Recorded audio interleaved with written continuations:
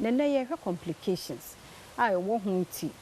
ye ka bi kire wo a bentna ho fa onsan hye oda mi fam enye ho ma ne me masem ne ye hwe ensia no doc ye na se aseda nyame ye mo akwa ba pa hypertension ye be bono to fone ahwe ne complications e wo ho yo hypertension ye kan nyina ne se ahoden a ewo omogya ni mu a pushi mogya na through your blood vessels no se wo soro bebre a ene ye beka se wo pressure no e wo soro eno saa no bo se ukoye test ukode yetwa ye de machine kekere wonsa o arm no ye beka se sphygmomanometer ye kekere saa no abo se be check wo de no 148 140 100 140 90 160 170 100 ni saa no ma no ye so pressure no e wo soro na de yaka na wotwe nyina nim se e yade ba ko ehu yie pa even though se nipa bebre no na wo sa yade no na wo yade bi a eno no enipa bebre nsuro but ikum nipa wo wi ase pa silently and in Tianra, and I said now, and now 1 month ago, Ushia will be. Ah, Nippon who said the person was full of life. In Nippon, Musa, what dame papa, ever hopa, out Miss how be an answer. And now what say as in Nippon, Ubehemono, ne free hypertension. In Pebble also are, or did them hypertension, now more babu or magufum. Enti ya kasa hypertension no na emu ya yi wempa was even yi ya cheche mbe bi say the credit hypertension ba no akoma yade kidney conditions ne sa no mani nyina timi de ba en na ya sa hwe say yes signs and symptoms mpa bebiri ho mo hypertension no a enna ne ho adi enti ye beka no say e asymptomatic obi ho a yade no enna ne ho adi bia but ebi mo ho so a omo de ni show de obi ho de be show ni say tima na akoma ne boni peri kum akoma ne boma ne te palpitation of the heart obu ana ni so timi biri no na ni so ye ni san na wo ya ate ahwe obu ho abon se oni obi aka so ho na ni ma hye no ho na ni ma hye no obi ho a wo yibi kakra bia na wabre obi ho a wo da wonna sleeplessness o ne ni bebu na ni gusi ne so sa na ade ache na no ho hye no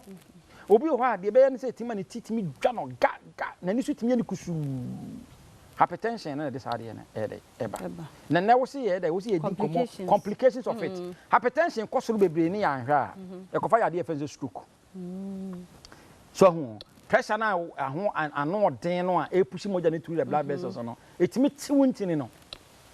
na moja ni wuzi into the brain etene de ye wo sa no a instantly no 70-80% mi die on the spot wow wo mo anwu so abo se na afa wadwenem kasa ne mma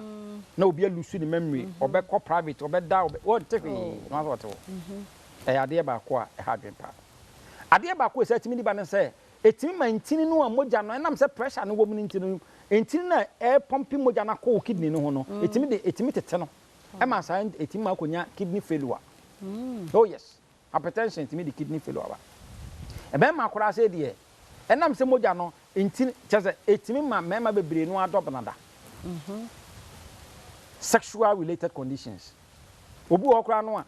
chese etima mema bebre no a sexually no na wakoma no a chese obi wakoma bo peri na akoma ahode be na wa de ko face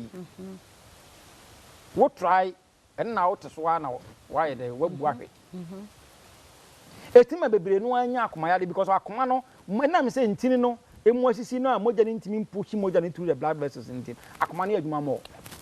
okay eti moja na pompiko akoma no e try ne say emoja na beta akoma no ho no na de ne say won de wo so oboso or making sure say emoja na ipushi ko enam say entimi nko ni ntin de bia ma akoma no ye adwuma more than it should be it was say na ni pada obenya heart failure heart attack akoma no get attacked that say dog go chayen to us with the phone number no etimi di stroke so kra so e ba be so ni pada zani end point to me pada clinic number anawo yade we bia obetima ba ye ha number betima afre ye ne 0244 86 70 68 0244 86 70 68 ya da say Dr. Duboatin na yetelen kan ochna medofo bre ya satie yembiem na yenhwe yetimi sama na ko na san no wo ye no ye nyina yentie sefutu nsemi bi sabre ya 5 minutes ye nche no wanya ho akomunuma ahodo so medi afia amankwa tamaklo chenkwa hoden ho a ebeto so